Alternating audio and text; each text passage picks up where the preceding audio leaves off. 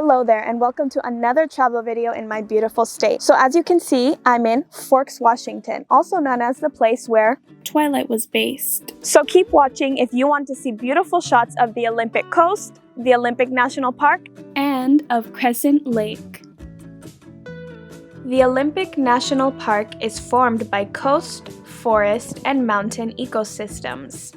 First, we visited Rialto Beach, which is a wilderness beach surrounded by dense evergreen forest and cliffs topped with pine trees. This territory belongs to the Quileute tribe, and surprisingly enough, the Olympic Peninsula is home to 8 Native American tribes.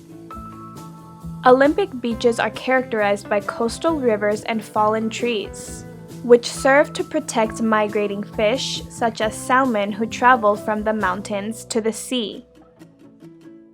The sandy and rocky beaches that cover the Olympic coast are the perfect place to do some relaxing yoga while listening to the sound of the powerful waves crashing against the shore. The Olympic Peninsula is a great place to see tide pools and species such as seals, pelicans, and even gray whales which migrate here from Mexico.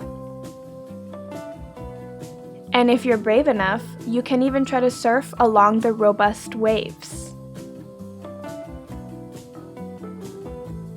Or you can have a little wine and dance to your heart's content along the shore like Bethany and I did.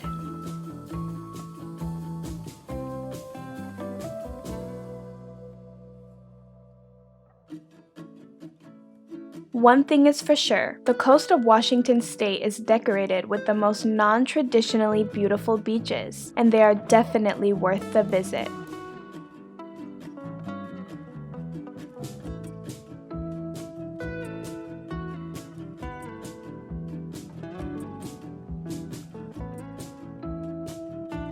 The Olympic National Park is known for its national forest, the Hoh Rainforest, which is one of the largest temperate rainforests in the United States. It receives about 40 to 240 inches of rain annually.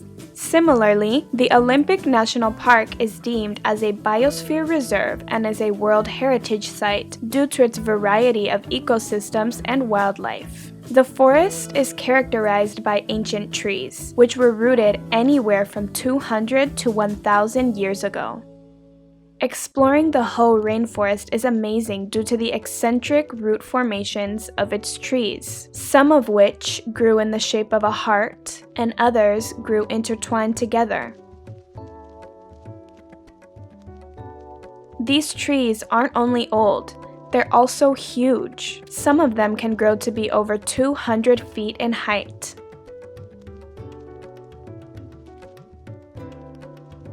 Also, colorful creeks full of minerals deliver necessary nutrients to the surrounding forest landscape.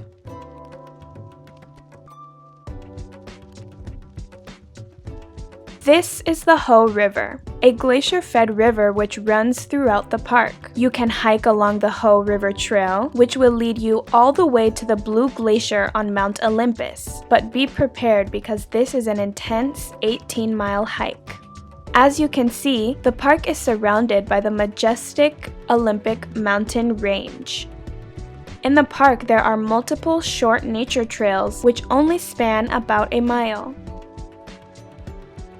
One of the most fascinating was the Hall of Mosses Trail. Over 130 species of moss and ferns cover the trail. This trail is characterized by breathtaking trees delicately draped with vibrant moss. There are plenty of well-maintained campgrounds in the park, though Bethany and I decided to rent an Airbnb in Forks, which is about an hour-long drive from the Hoh Rainforest. The biodiversity of the Olympic Peninsula is unique, so much so that there are over 20 plants and animals that cannot be found anywhere else on the planet. The Hoh Rainforest is a delicate and rare ecosystem.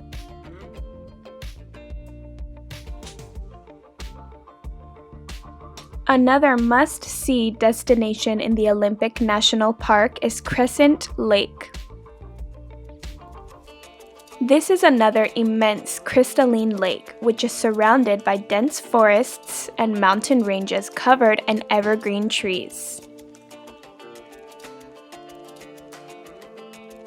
Crescent Lake is the perfect place to go kayaking and admire the deep blue color of the lake, the surrounding forest, and mountain landscapes. There are plenty of well-maintained trails in the surrounding forest where you can explore endless mineral creeks and fallen trees which provide habitat for a variety of animals. One of the most well-known trails near Crescent Lake is the Marymere Falls Trail, which is a moderately easy hike that will lead you to this beautiful waterfall. Marymere Falls is one of many waterfalls located around the Olympic National Park and spans a height of 90 feet.